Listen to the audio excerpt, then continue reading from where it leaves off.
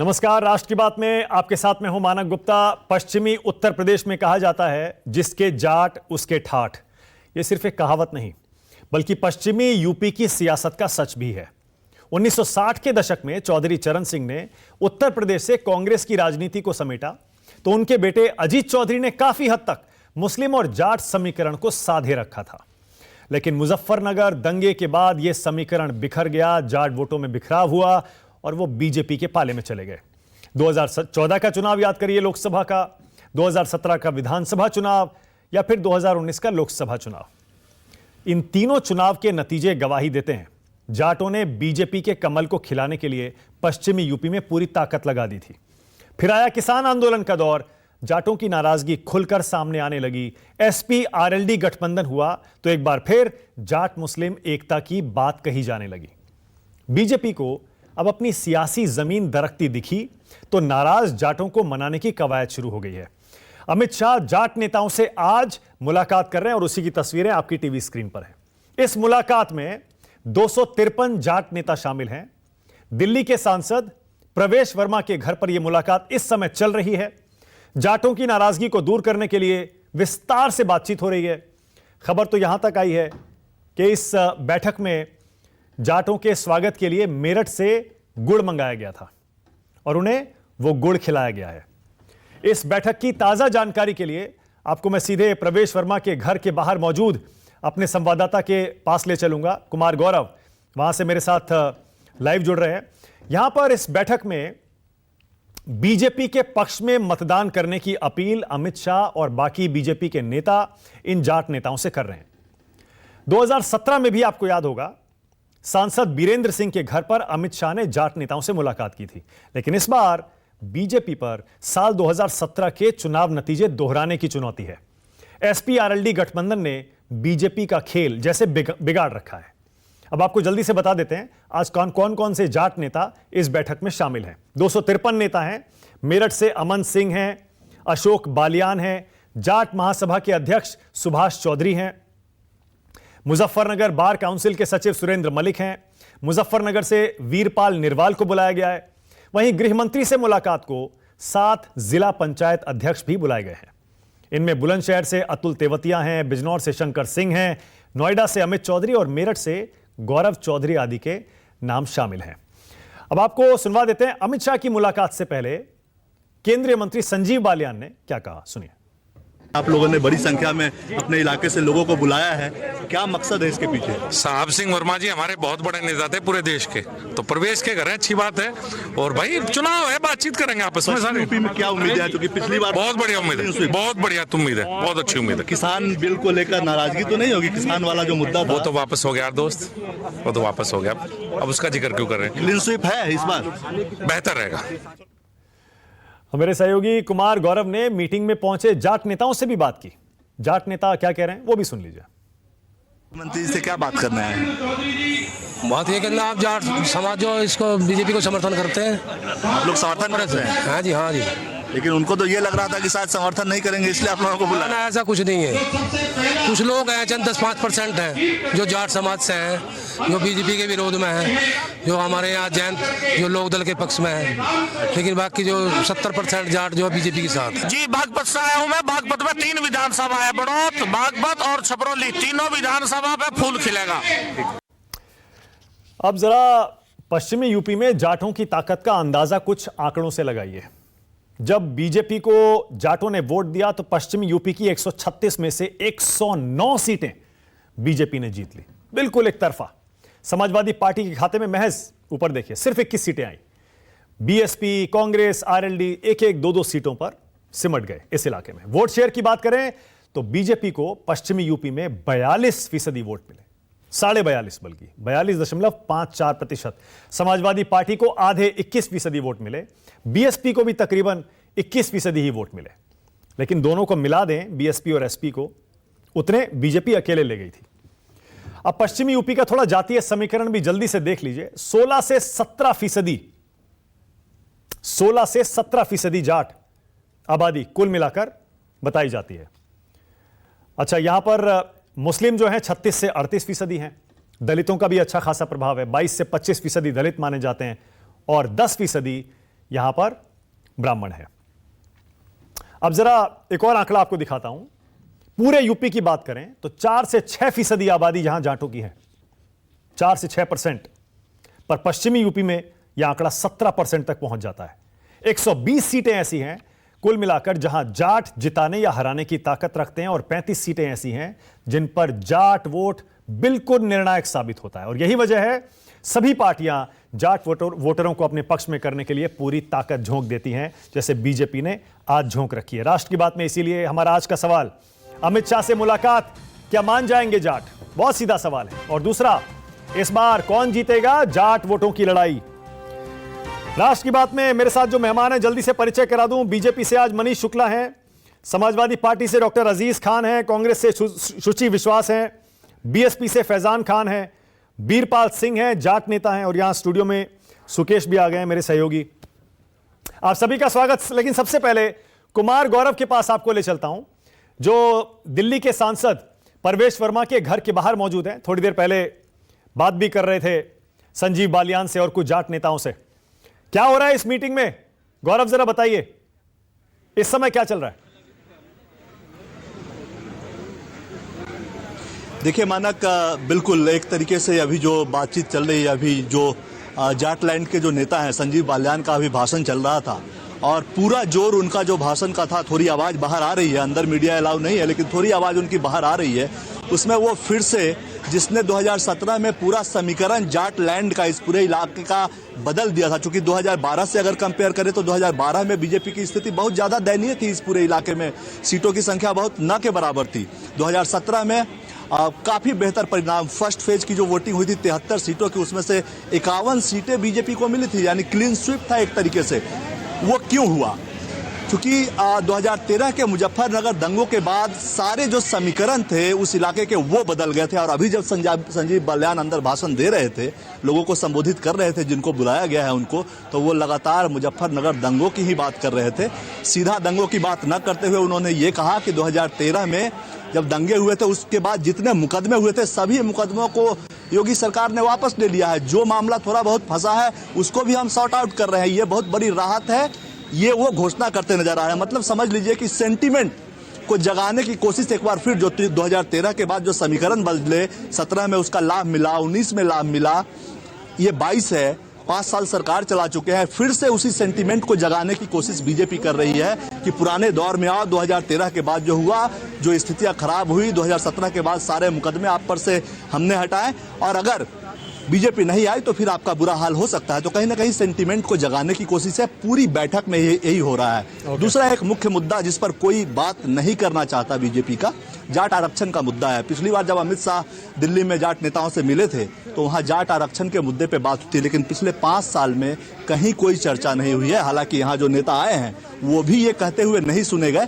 जो जिनको बुलाया गया है बातचीत करने के लिए, उन्होंने भी इस मुद्दे को नहीं उठाया जब हमसे बातचीत कर रहे थे। लेकिन अंदर ये बात जरूर है कि जो वादा अमित शाह ने पहले किया था 2016-17 में, वो वादा भी पूरा नहीं हुआ है। तो बीजेपी सेंटीमेंट को जगाने की कोशिश कर रही है और इस मंच से एक मैसेज देने की कोशिश कर रही है कि पूरा जाट समुदाय जहां पहले और दूसरे फेज में चुनाव है वो मेरे साथ है। ठीक है, ऑल राइट, धन्यवाद, शुक्रिया कुमार गौरव इस जानकारी के लिए। मनीष शुक्ला, जाटों को मना लेंगे इस बार चुनाव से ठीक पहले? अब ज्यादा टाइम बचा नहीं है।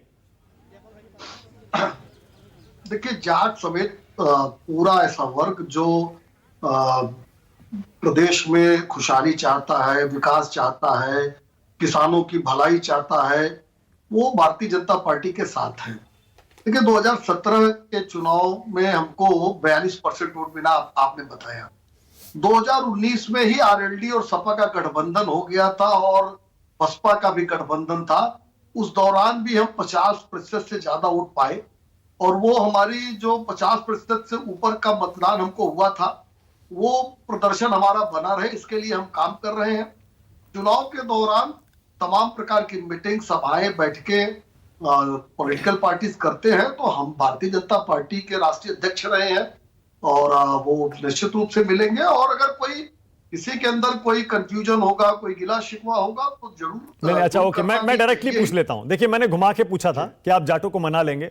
आप बहुत चतुर मंझे हुए प्रवक्ता हैं, इसीलिए आप उस सवाल को सीधे सीधे हैंडल नहीं कर रहे थे। मैं डायरेक्टली पूछ लेता हूं।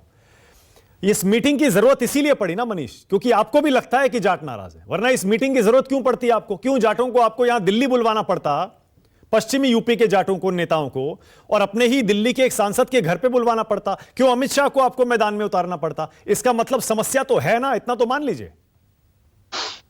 देखिए 2014, 17, 19 तीनों चुनाव में माननीय अमित शाह जी चुनाव में मैदान में थे, और इसी तरह के सवालों का सामना हमने तब भी किया था।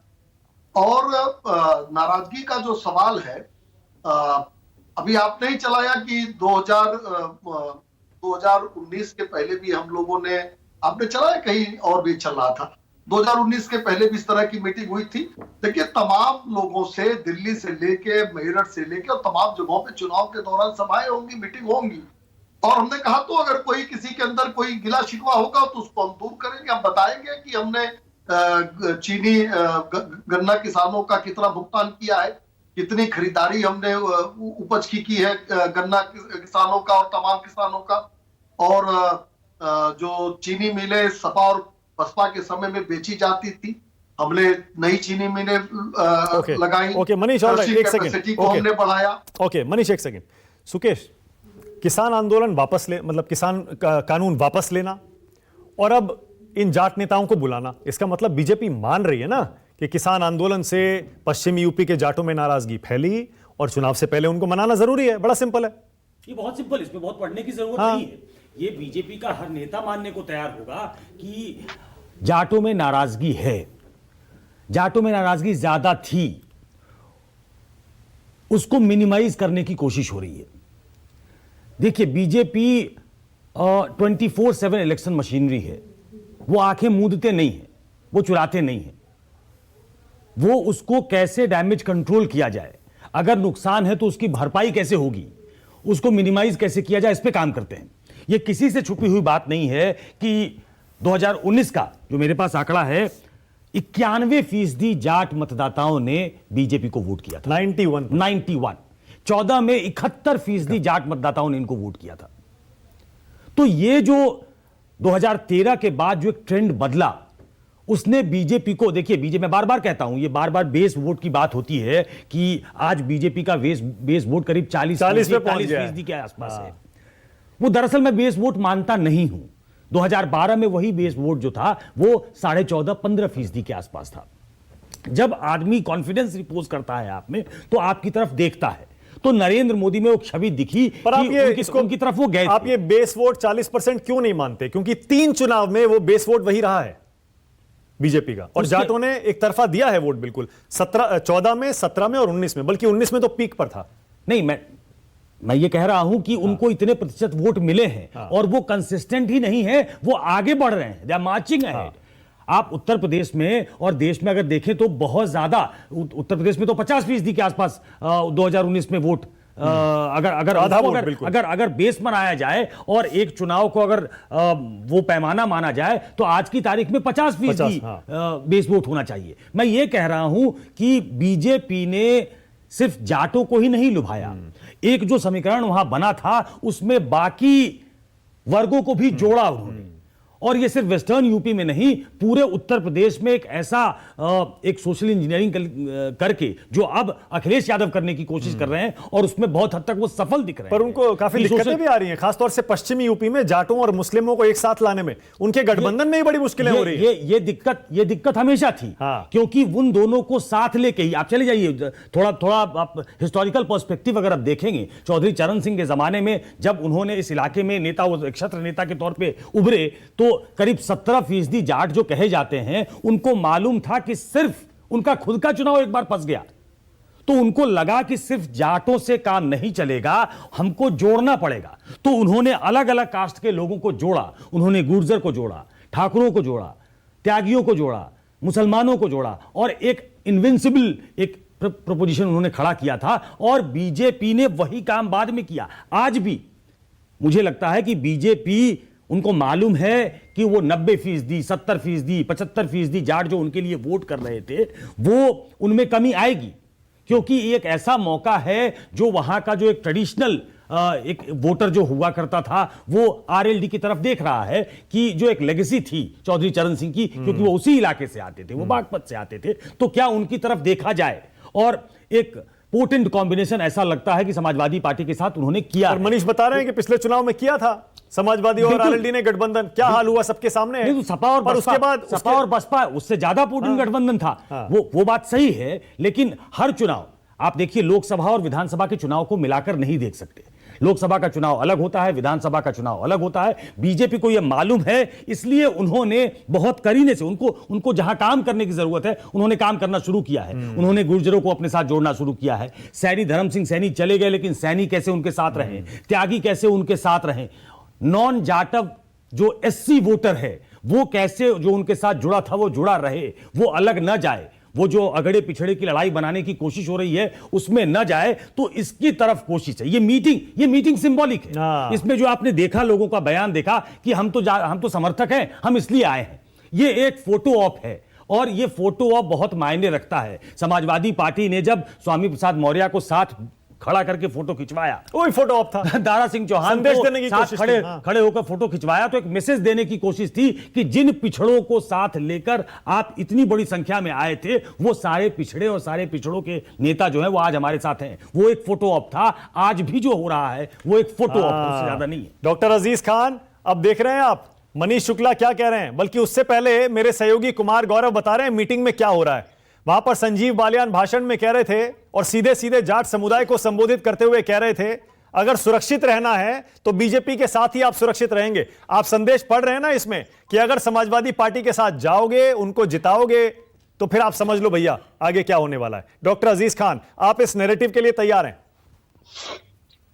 देखिए मानक जी, ये पिछले कुछ दिनों से भी, इससे पहले भी अमित शाह जी आए थे और वो झूठ का झोला होता है वो लिए घूम रहे हैं और नफरत का जो बाजार है वो गर्म करने की कोशिश कर रहे हैं। देखिए इनके पास 5 साल की उपलब्धियां बताने के लायक कुछ है ही नहीं है। बताएं क्या? जब इनके पास बताने के लिए कुछ नहीं है तो आज कहीं ना कहीं कुछ लोगों को डराते हैं, किसी को धमकाते हैं, किसी को कहीं ना कहीं अलग अलग तरीके से गुमराह करते हैं। देखिए मैं एक बात आपको बता दूं, ये मीटिंग हो रही है मालिक जी, ये मीटिंग इस मीटिंग को वहां का जाट समझता है, वहां के लोग समझते हैं, बल्कि आम जनता समझती है कि जाटों के सबसे बड़े नेता और बल्कि किसानों के सबसे बड़े नेता अगर कहा जाए तो चौधरी चरण सिंह थे। उनके साहबजादे जयंत सिंह थे सर, थे बोल दीजिएगा, थोड़ा थे बोल देंगे तो फैक्चुअली भी अच्छा हो जाएगा और पॉलिटिकली उसे एक सही कॉन्टेक्स्ट में भी आप डाल पाएंगे। चौधरी चरण सिंह का कद, अजीत सिंह का कद और जयंत चौधरी का कद, सर तीनों में बहुत फर्क है। इसीलिए अगर आप चौधरी चरण सिंह के साथ साथ ये भी कह देते कि चौधरी चरण सिंह थे, फिर अजीत सिंह थे और आज जयंत चौधरी भी हैं, तब लोगों को समझ में भी आ जाता थोड़ा सा। नहीं सर, है वही बात मैं कह रहा हूं, मेरी बात सुन ले, वही बात है। आप देखिए जयंत सिंह के ऊपर लाठियां कैसे भांजी, देखा ना कैसे उनकी दुर्दशा की, किस तरीके से उन्हें अपमानित किया, इस बात को आपने समझा। राकेश टिकैत को देखें आप, वो राकेश टिकैत जो किसानों की लड़ाई लड़ रहे, लगातार उन्होंने एक संघर्ष किया है, देखिए कैसे अपमानित किया उनको, कैसे 12 महीने बैठाए रह गए। अगर ये वाकई में जाटों से, किसानों से इनकी हमदर्दी होती तो ईमानदारी की बात बता दें, ये 750 किसान जो शहीद हुआ है उसकी सूची भी बना लेते, शायद उसकी सूची भी नहीं बना पाए। सूची क्यों नहीं बना पाए? क्योंकि इनको किसानों से, इनको जाटों से, वहां के लोगों से लगाव नहीं है, इनको वोट से मतलब है, इनको किसान से मतलब नहीं, इनको जाट से मतलब। डॉक्टर अजीज खान, जिस तरीके से मीटिंग करके एक छोटा सा सवाल मेरा और है, मैं अभी सुकेश से वही कह रहा था, आपसे बनता है वो सवाल। इधर पश्चिम में ही टिकटों के बंटवारे में आपको जो पापड़ बेलने पड़ रहे हैं, जो एसपी और आरएलडी की टिकटों में इस समय जो प्रॉब्लम आ रही है, आपको भी पता है, बहुत वीडियो भी सामने आ गए हैं, सोशल मीडिया में वायरल है, मुझे पता है आपने जरूर देखे होंगे, आप बहुत एक्टिव रहते हैं। तो मान लीजिए इतना तो कि आप तलवार की धार पे चल रहे हैं और इतना सिंपल नहीं है जाट समुदाय और मुस्लिम समुदाय को साथ में लाकर अपने पक्ष में वोट करवाना, अपने गठबंधन के पक्ष में वोट करवाना।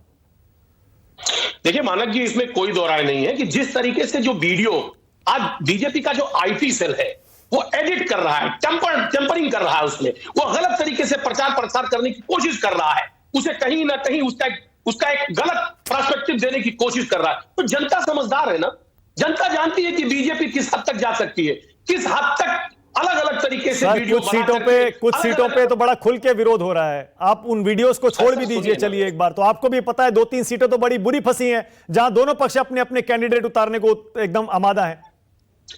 सर कहीं कुछ नहीं फंसा है, सब बेहतरीन है। ये बीजेपी हवा उड़ा रही है, कुछ लोगों को कहीं ना कहीं आगे करके वहां कहीं ना कहीं एक माहौल पैदा करने की कोशिश करें। लेकिन हम जनता समझदार है, हमारे लोग समझदार है, हमारे कार्यकर्ता समझदार है, हमारे सपोर्टर समझदार है। वो इस बात को जानते हैं कि बीजेपी वो मुखौटा है जो वक्त पड़ने पर ये किसी भी हद तक जा सकता है। अच्छा, जाट जो है वो ये भी पूछते हैं, कुछ जाट वोटरों से हमारे रिपोर्टर्स ने ग्राउंड पर बात की है, वो ये भी शक जताते हैं कि समाजवादी पार्टी की सरकार आई तो वो प्रो मुस्लिम रहती है, मुस्लिमों के पक्ष में उसका रुझान रहता है। उनके मन में ये शक, ये शंका रहती है। आप कुछ कहना चाहेंगे? आपकी सरकार आई तो जाट समुदाय को कोई आश्वासन आप दे सकते हैं अभी इसी मंच से? देखिए सर, समाजवादी पार्टी हमेशा जाटों को, मुसलमानों को हमेशा मुत्तहिद करने की कोशिश की है और हम आश्वासन देते हैं कि बीजेपी की सरकार में जिस कदर उनके ऊपर अत्याचार हुआ, उनको उनका हक नहीं मिला, न्याय नहीं मिला, समाजवादी पार्टी उनको न्याय देगी और न्याय दिलाएगी हर हाल में, क्योंकि हम सामाजिक समरसता की बात करते हैं, वीरपाल सिंह, बंधुत्व की बात करते हैं। ऑल राइट, ओके, वीरपाल जी जरा बताइए, आप तो खुद एक जाट नेता हैं, पश्चिमी यूपी का जाट इस बार किस तरफ वोट करेगा और बीजेपी से नाराजगी है क्या जमीन पर या नहीं है? मानक जी, मैं आपको बताना चाहूंगा, मैं पश्चिमी उत्तर प्रदेश का रहने वाला हूँ, शामली का रहने वाला हूँ, राकेश टिकैत के गांव के आसपास का रहने वाला हूँ। जितने डी पे बैठे ना सारे मेहमान, मेरी बराबर वहां की जानकारी शायद किसी को ना हो, और मैं पूरे साल में कम से कम हर टीवी पे डेली डिबेट में आता हूँ, और मैं कृषि शास्त्री हूँ, भारत सरकार से रिटायर हुआ हूँ। ये कुछ भी नहीं जानते, ये सिर्फ ये जो खान कह रहे ना, खान बार बार कह रहे, बिल्कुल सही है।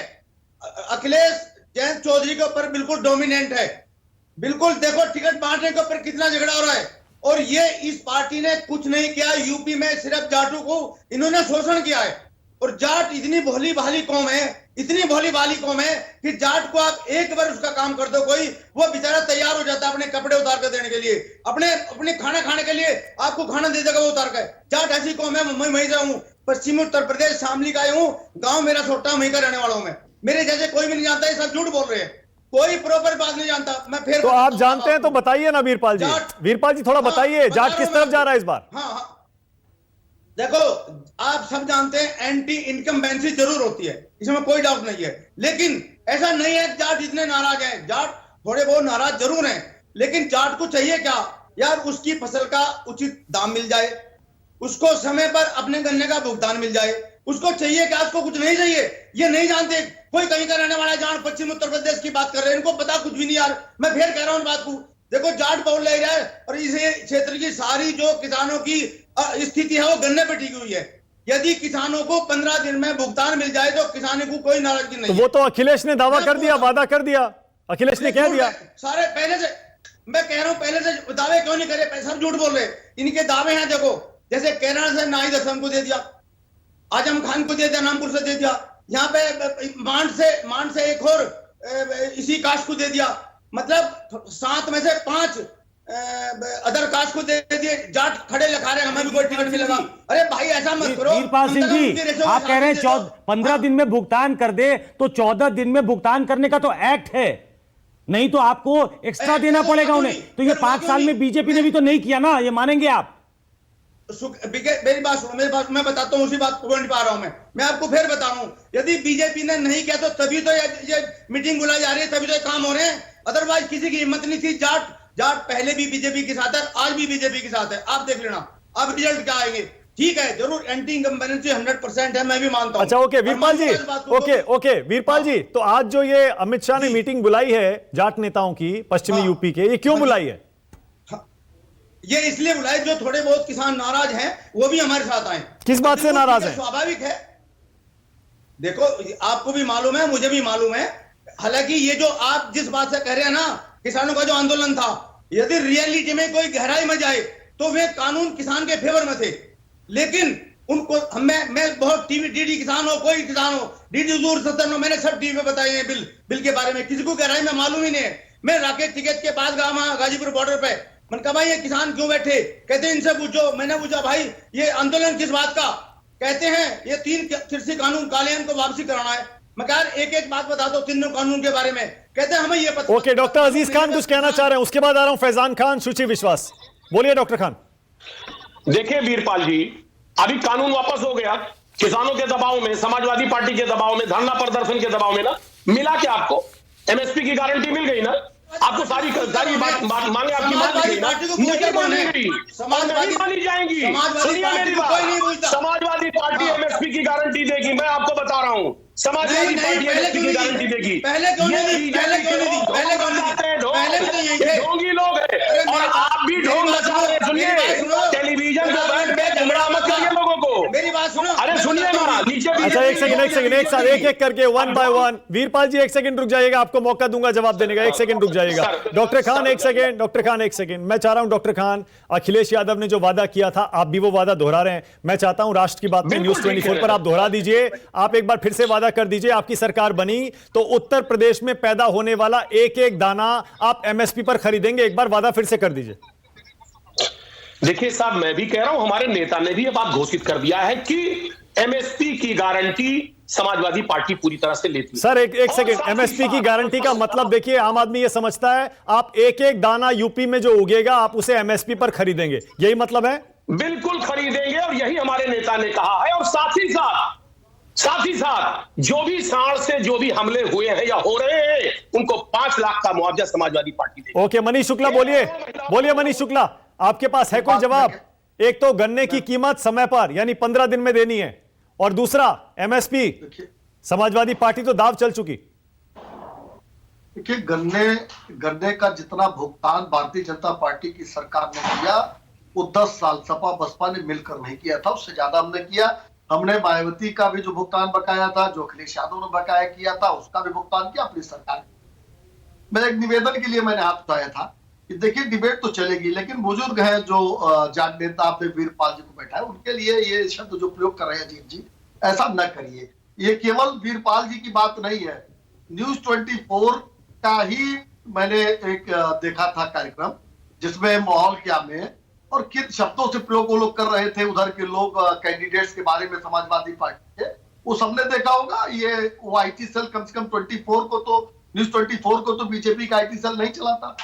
अखिलेश यादव कभी पाकिस्तान की कहेंगे पाकिस्तान हमारा दुश्मन नहीं है, कभी जिन्ना की बात करेंगे वो भी आईटी सेल बीजेपी से पूछे करते हैं क्या? तो कम से कम रियलिटी पे किसी और के ऊपर सवाल न खड़ा। ओके फैजान खान, उसके बाद आ रहा हूं सुची आपके पास भी।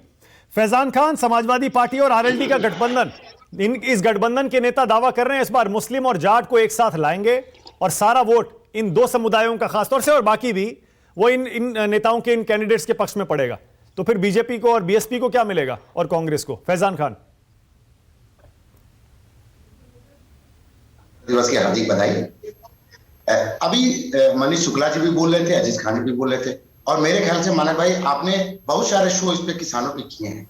जब से किसानों के साथ दोहरा मापदंड भारतीय जनता पार्टी ने किया, हमारे 700 किसान भाई शहीद हो गए इस धरने में, उसके बाद इन्हें समझ में आई।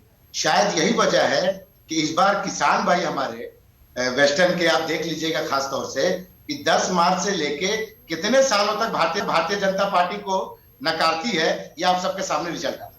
दूसरी बात, अभी अजीज खान साहब ने दोहरा अपनी बातें कही, अखिलेश यादव जी का उन्होंने वादा पूरा करने की बात कही।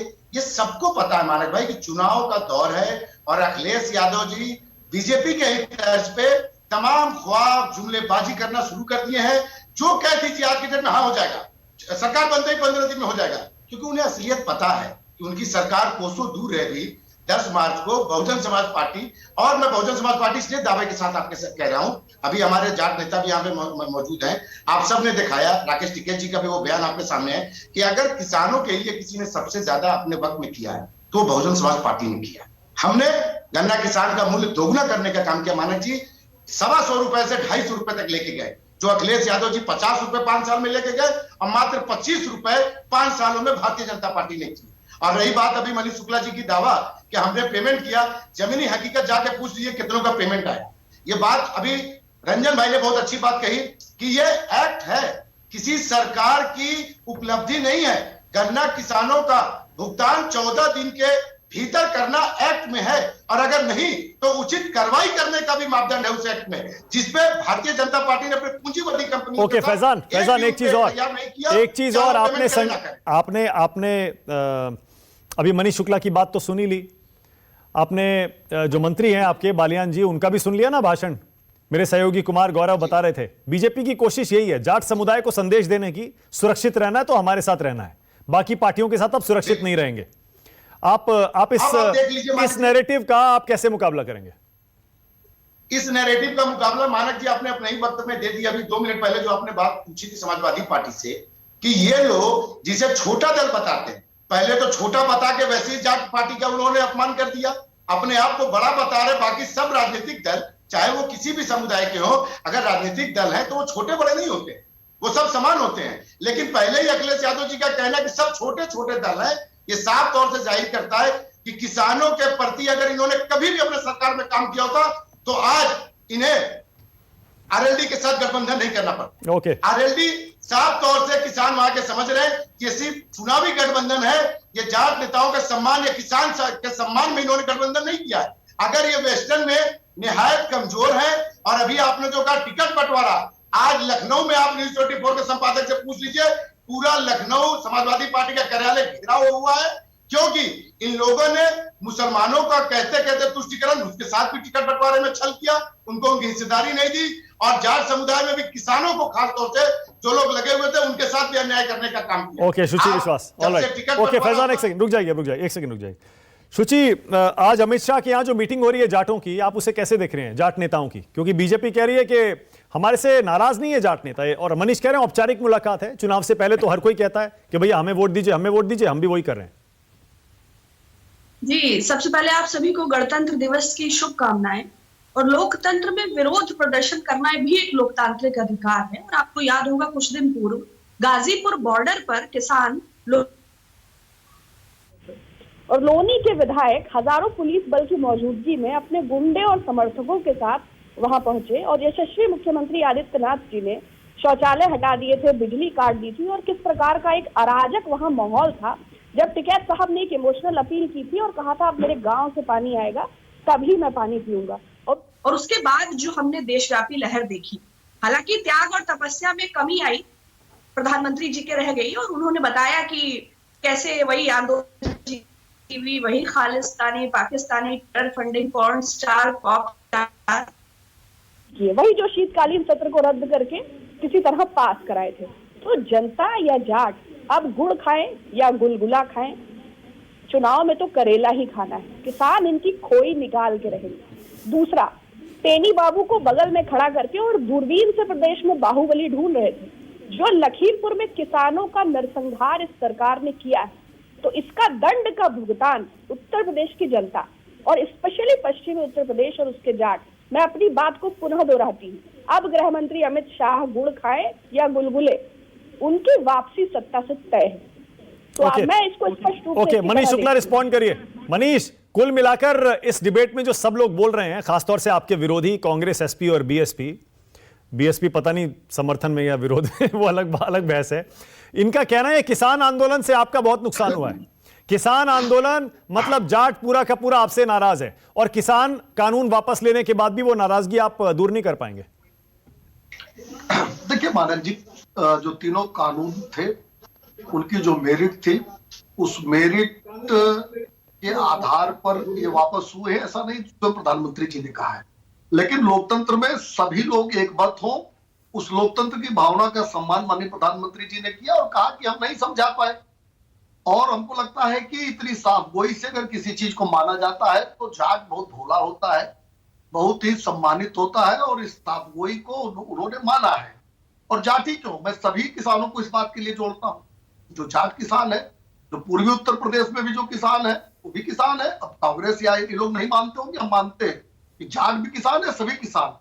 और सभी किसानों को ये पता है कि 2014 में जब नरेंद्र मोदी जी प्रधानमंत्री बने, तब से लेकर आज तक किसानों के हित में क्या क्या फैसले लिए गए। जिस तरीके से उत्तर प्रदेश सरकार ने पहले ही दिन 36,000 करोड़ रुपए से 86 लाख किसानों के ऋण को माफ किया। मैं एक बात और कहना चाहता हूँ, बार बार बात हो रही मुजफ्फरनगर की, तो मुजफ्फरनगर में जो हुआ था, जिस तरीके से सचिन और गौरव की बहन की इज्जत को बचाने के लिए दोनों ने अपनी जान को गंवाया था, और उनके हत्यारों को छुड़वाया किसने था? अखिलेश यादव और आजम खान ने छुड़वाया था। फिर घरों में घुस कर किस तरह से एफआईआर हुई थी, जाति और धर्म के आधार पर एफआईआर दर्ज की थी। उस दौरान हम लोग विपक्ष में थे, तब भी हमने कहा था कि हम पीड़ितों के साथ खड़े रहेंगे। और जब हमारी सरकार आई तो हम पीड़ितों के साथ खड़े हुए। ओके। जिनके ऊपर मुकदमे लादे गए। ओके, ऑल राइट, एक सेकंड सुकेश, मतलब ये क्लियर है जैसे मनीष कह रहे हैं और जैसे हमने संजीव बालियान का भाषण सुना, कुमार गौरव बता रहे थे, यानी 2013 के दंगे 2022 के यूपी के चुनाव में एक मुद्दा बनाने की कोशिश कर रही है बीजेपी। 2017 में भी हुआ, 17 में भी हुआ, 19 में भी हुआ था। देखिए वो बीजेपी के पास एक अचूक बाण होता है ना, वो है, वो बीजेपी उसको बताती है, उसको याद कराती है कि देखिए हम आए, उसको लॉ एंड ऑर्डर से जोड़ती है वो, कि लॉ एंड ऑर्डर ठीक हुआ, आप भी सुरक्षित हैं, और सुरक्षित इसलिए हैं क्योंकि हमने माहौल बिगड़ने नहीं दिया। कैराना अगर अमित शाह जाते हैं तो वो कैराना सीट के लिए नहीं जाते हैं, वो रेस्ट ऑफ यूपी के लिए जाते हैं। उन्हें मालूम है कैराना की फाइट टफ है, उनको मालूम है कि हुकुम सिंह वहां एक बड़े नेता थे और बहुत प्रतिष्ठित नेता थे, जो पहले कांग्रेस में भी रहे, बाद में बहुत दिनों तक बीजेपी में रहे, वहां से विधायक रहे, सांसद रहे। मृगांका सिंह पिछली बार चुनाव हार गई थी, जबकि पूरा उत्तर प्रदेश स्वीप कर रहा था बीजेपी, कैराना वो चुनाव हार गए थे। तो कैराना जाकर पर्चे बांटने में, वो कैराना सीट एक सिंबॉलिक सीट है, लेकिन जब वहां आप जाते हो तो एक मैसेज देने की कोशिश करते हो, और आपको मालूम है कि वो स्वतः पोलराइज हो जाता है। तो वो ध्रुवीकरण जो है उनका एक अचूक बाण है जो वो चलने की कोशिश करेंगे। और मैं बार बार कहता हूं कि बीजेपी इसे लेकर अनअपोलोजेटिक नहीं होती है, उसको लॉ एंड ऑर्डर से जोड़ के वो पर्सपेक्टिव में रखने की कोशिश करती है। तो मालूम है विपक्षी दलों को कि बीजेपी ये करेगी, लेकिन क्या उसके बाद भी विपक्षी दल क्या उसको संभाल के ये होने देंगे या उसको संभाल लेंगे? क्या आरएलडी और सपा, देखिए 2-3 बार धोखे खा चुके हैं अखिलेश यादव, उन्होंने हर तरीके से परम्यूटेशन कॉम्बिनेशन बिठा के देख लिया है। वो ट्रेडिशनली बीएसपी का स्ट्रांग होल्ड हुआ करता था, वेस्टर्न यूपी, खुद मायावती वेस्टर्न यूपी से आती है, वो स्ट्रांग होल्ड हुआ करता था बीएसपी का। 2012 में, 2017 में भी बीएसपी को वहां काफी वोट मिला था। इस बार अगर मुसलमान और जाट गठबंधन जो बनाने की कोशिश हो रही है, और साथ में धर्म सिंह सैनी को लेकर आना, साथ में बाकी लोगों को लेकर आना कि कुछ पिछड़ों के वोट और लीजिए, तो एक पोटेंट गठबंधन बनाने की कोशिश हुई है। ये ऐसी कोशिश है, अगर इसमें अखिलेश फेल होते हैं, ये उनका स्ट्रांग होल्ड नहीं है, अगर फेल हो जाते हैं तो उनके लिए आगे की राह कठिन होगी, क्योंकि बाकी गुणा भाग करके वो राजनीति में देख चुके हैं। एक सवाल उत्तर प्रदेश, ओके, अमित शाह इस बार क्यों उतरे हैं? इस जाटों की नाराजगी जो जितनी भी है, हमें नहीं पता जब तक चुनाव का नतीजा ना आ जाए, अमित शाह क्यों उतरे हैं? कैराना गए, वो ठीक है, समझ में आता है, वहां एक, क्योंकि अमित शाह की छवि एक बहुत हार्ड टास्क मास्टर की मानी जाती है, कट्टर नेता की मानी जाती है, अच्छे एडमिनिस्ट्रेटर की मानी जाती है। सोशल इंजीनियरिंग के जरिए उन्होंने 2014 में और उसके बाद 17 और 19 में कमल इतना मजबूती से खिलाया था। लेकिन इस मुद्दे पर जाटों की नाराजगी दूर करने के लिए भी अमित शाह को क्यों मैदान में उतारा गया? थोड़ा मैं तरमीम करना चाहूंगा कि अब क्यों गए हैं। जब से राष्ट्रीय राजनीति में अमित शाह सक्रिय हुए, तब से उत्तर प्रदेश उनके एजेंडे पे है। 2014 में जब चुनाव थे, वो राष्ट्रीय महामंत्री थे, उत्तर प्रदेश का प्रभार था। चूंकि नरेंद्र मोदी चुनाव लड़ रहे थे और सबसे बड़े सूबे में उन्हें अच्छा करना था, तो अमित शाह को कमान दी गई, और उस समय से ही वो सोशल इंजीनियरिंग बनाने की उन्होंने कोशिश शुरू की, क्योंकि उनको मालूम था कि बीजेपी का जो होमवर्क था, अमित शाह का जो होमवर्क था, उन्हें मालूम था कि कैसे हमें 50% के आसपास पहुंचना है। उनका लक्ष्य 50% आसपास पहुंचने का था। तो 2014 में वो महामंत्री थे, 2017 में वो बीजेपी के अध्यक्ष थे, 2019 में भी वो अध्यक्ष थे। तो वो बीजेपी के बड़े नेता के तौर पे उत्तर प्रदेश में खास तौर पे सक्रिय रहे हैं, क्योंकि वो उत्तर प्रदेश के महामंत्री भी रहे हैं। और इसलिए, और जब आपको याद होगा, जिस समय किसानों से वार्ता हुई, तो एक दौर की बैठक में अमित शाह भी थे। जब पूसा इंस्टीट्यूट में बैठक हुई थी, तो अमित शाह को वहां भी इन्वॉल्व किया गया था, एंगेज किया गया था। अमित शाह ने एंगेजमेंट की कोशिश की थी, हालांकि वो बात बनी नहीं, और वो लंबा चला, और आखिरकार प्रधानमंत्री को इंटरवीन करना पड़ा, और उन्हें कहना पड़ा कि शायद मैं समझा नहीं पाया, इसलिए मैं कानून वापस ले रहा हूं। इस कानून को वापस लेने के पीछे ये जो बार बार हम कह रहे हैं कि आखिर जरूरत क्यों पड़ी, ये उसी समय समझ में आ गया था कि उत्तर प्रदेश में चुनाव है, पंजाब में चुनाव है, और खासतौर पे उत्तर प्रदेश में चुनाव है। पंजाब में बहुत ज्यादा स्टेक पे नहीं लगा है भारतीय जनता पार्टी का, उत्तर प्रदेश में चूंकि चुनाव थे, इसलिए उसको वापस लेना पड़ा। और अमित शाह चूंकि वो ट्रबल शूटर हैं, ट्रबल शूटर मैं यही कह रहा था। इसका मतलब whenever it comes to UP, Amit Shah is the go to man. BJP के लिए यूपी मतलब अमित शाह, पिछले और इसीलिए बीजेपी ने यूपी में अपना ब्रह्मास्त्र चल दिया। 3 चुनाव में अमित शाह ने यह दिखाया है कि उनको उत्तर प्रदेश की रणनीति राजनीति के वो माहिर हो गए हैं। उन्हें गोटी बिठाना आता है। दिखाया उन्होंने करके। हाँ, तो वो 3 बार करके दिखाया। इसीलिए वो आगे हैं, चूंकि 3 बार वो सक्सेसफुल रहे हैं। ऐसे लोगों को भेजा जा रहा है। कल वहां राजनाथ सिंह जाएंगे। राजनाथ सिंह वहां एक एक्सेप्टेबल फेस है, जाटों में भी है एक्सेप्टेबल है। जाट उनको अपना नेता, किसान नेता के तौर पे उनको देखते हैं। तो बीजेपी के पास जो भी एमुनिशन है वो चलने की कोशिश करेगा। हर राजनीतिक दल चलने की कोशिश करता है। अब बाकी दल के पास, अगर बीएसपी के पास सिर्फ मायावती है तो उनकी कमजोरी है। समाजवादी पार्टी के पास अगर अखिलेश है तो उनकी कमजोरी है। इनके पास बैटरी ऑफ लीडर्स हैं जो अलग अलग मुद्दे पे, अलग अलग जगह पे अलग अलग संदेश दे सकते हैं। अलग अलग अगर योगी जाते हैं तो वो संदेश दूसरा होता है। अगर नरेंद्र मोदी जाते हैं तो वो एक संदेश दूसरा देने की कोशिश करते हैं। तो वो हर जगह अपने ऐसे नेताओं को। वीरपाल जी बोलिए, कुछ कहना चाह रहे हैं? वीरपाल जी कहिए। हाँ, मैं कहना चाह रहा हूँ, ये बात सही कह रहे शोभेश जी। मैं पूसा इंस्टीट्यूट से रिटायर हुआ हूं, मैं कृषि अर्थशास्त्री था वहां पे, ये सही कह रही। अच्छा, अब मैं बताना चाहूंगा जो मुजफ्फरनगर में 2013 में जो दंगे हुए थे, अब भाई कास्ट तो मैं कहना नहीं चाहता, लेकिन लखनऊ से फोन आया आजम खान का कि इस कास्ट के लोगों को जल्दी छोड़ो और हायर कास्ट के लोगों को जल्दी पकड़ो। और हमारे एरिया में, शामली के एरिया में, बल्कि गांव का नाम भी मैं बता रहा हूँ, फुगाना है, और हमारे एरिया में उस समय समाजवादी पार्टी के डर से कि सब अरेस्ट होंगे, 18 साल से ऊपर के सारे लोग, सारे आदमी प्लान करके थे 2 महीने के लिए। मतलब उस एरिया में कोई आदमी नहीं रुका था अपने गांव में। ये हालत समाजवादी पार्टी ने करी थी। अच्छा, आजम खान का फोन सर किसको आया था? वीरपाल जी एक सेकंड, किसको फोन आया था आजम खान? थाने में, फुगाना थाने में फोन आया था, एसएचओ के पास फोन आया था। आपको कैसे पता सर? ये आपको कैसे पता सर? अरे मैं मेरा गाँव वहीं पे, मेरा गाँव वहीं पे, मैं वहीं का रहने वाला हूँ, लोकल भाई साहब मुझे जानता, मेरी रिश्तेदारी है उस गांव में भी, मुझे सब पता है कि आप यदि कहो ना, मैं उस गांव के आदमी को प्रोड्यूस कर सकता हूँ डी पे। 1 घंटे की मोहलत दे दिए, अभी लाता हूँ। अच्छा, ओके, अभी जुड़वाता हूँ। ओके, मतलब आप ये कह रहे हैं कि अगर जाटों को सुरक्षित रहना है, वही बीजेपी जो बात कह रही है कि बीजेपी राज में ही जाट सुरक्षित है। 100। हाँ, लेकिन फिर वही बात रिपीट करूंगा मैं, जाटों को देखो, किसान भाई को अपनी फसल का उचितम दाम मिल जाए, उनको समय पे उनका माल जो प्रोड्यूसर है वो बिक जाए, पैसा मिल जाए, गन्ने का पैसा मिल जाए, बाकी किसान को कुछ जरूरत नहीं है। इतनी बड़ी कुछ जनमेंट नहीं। ओके, डॉक्टर अजीज खान बोलिए अजीज खान बोलिए। देखिए सर, मानक जी, पहले तो मैं ये बताऊंगा कि कह रहे गन्ने का भुगतान मिल जाए और ये वो तमाम बातें, मैं बार बार कह रहा हूं कि 14 दिन में गन्ने का भुगतान होगा। समाजवादी पार्टी वादा कर रही है। 12,500 करोड़ का अभी भी बकाया है, और वो भी बकाया सरकारी मिलों का। सरकारी मिलों का बकाया, प्राइवेट मिलों का बकाया नहीं है। दूसरी बात, ये वीरपाल जैसे नेता को आप बैठा रहे, झूठे आदमी हैं। इनसे बड़ा झूठा आदमी मैंने अपनी लाइफ में नहीं देखा। नेशनल चैनल पे बैठ के झूठ परोस रही है, झूठ परोस रही है, गुमराह कर रहे हैं। आप नफरत का माहौल बना रहे हैं। आप आरएसएस के आदमी हैं, सुनिए मेरी बात, आप आरएसएस और बीजेपी के आदमी हैं। आप चैनल पर बैठ करके झूठ परोसते हैं, आप झूठ परोसते, नेता बने घूम रहे हैं। आप काय के नेता हैं? आप जाट नेता है, ऐसे जाट नेता है, होता है कि झूठ बोलता है, झूठे आदमी हैं आप। डॉक्टर अजीज खान एक सेकंड, डॉक्टर अजीज खान एक सेकंड, अजीज खान एक सेकंड। अजीज भाई, आप नाराज हो सकते हैं, आपको पूरा हक है, जैसा सुकेश ने भी कहा, और मैंने भी वीरपाल जी से यही पूछा कि जो बात आप प्रामाणिक नहीं तौर पर नहीं कह सकते वो मत कहिए। लेकिन इसमें तो कोई शक नहीं है ना कि 2013 के दंगों के बाद 14 में, 17 में, 19 में जाट ने आपको वोट नहीं दिया। आपसे नाराजगी थी, भयंकर नाराजगी थी, सब छोड़ के चले गए थे आपको।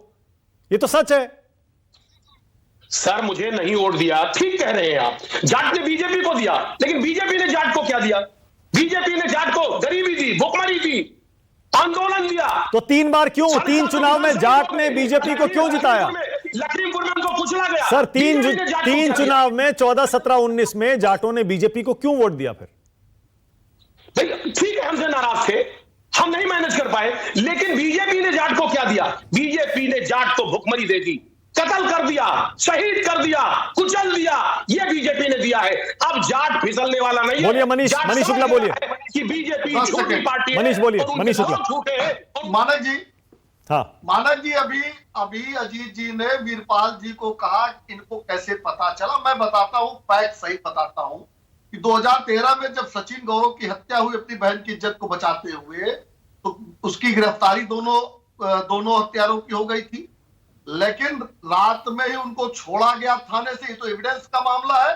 और कप्तान और डीएम जिन्होंने गिरफ्तार कराया था उसका ट्रांसफर किया गया, दूसरे कप्तान और डीएम को पोस्ट किया गया। एक प्रतिष्ठित चैनल ने इसका स्टिंग भी किया था, अजीत जी को बता दीजिए। तो ये नंगी आंखों से देखा जाने वाला सत्य था और गांव में 18 साल से ऊपर के लड़के भय से छोड़कर भागने को मजबूर हुए थे। आखिर क्यों हुए थे? क्योंकि एफआईआर दर्ज हो रही थी। उस समय हमने कहा था हम पीड़ितों के साथ खड़े होंगे और 17 के बाद जब हमारी सरकार बनी तो हम खड़े भी हुए और जो निर्दोष पकड़े गए थे उनके मुकदमों को वापस लिया गया। ओके, मेरे पास टाइम खत्म हो रहा है। फैजान खान और शुचि विश्वास, छोटा छोटा कमेंट मैं आपको दे सकता हूं।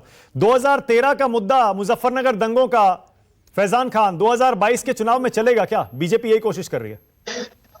मानक जी, बीजेपी ही नहीं, समाजवादी भी यही कोशिश कर रही है, क्योंकि ये लोग चुनाव को जाति की तरफ से तुष्टिकरण और ध्रुवीकरण की तरफ ले जाना चाहते हैं। इसीलिए चाहे जाट हो, चाहे मुसलमान हो, सर्वजन हिताय सर्वजन सुखाय के नीति पे आज पूरा उत्तर प्रदेश आदरणीय बहन कुमारी मायावती उसको वोट कर रहा है। ओके, शुचि विश्वास, ऑल राइट। शुचि बोलिए, आपको लगता है मुद्दा चलेगा 13 वाला या फिर ये किसान आंदोलन वाला चलेगा? क्योंकि बीजेपी कह रही है किसान आंदोलन वापस हो चुका है, इसलिए मुद्दा नहीं है।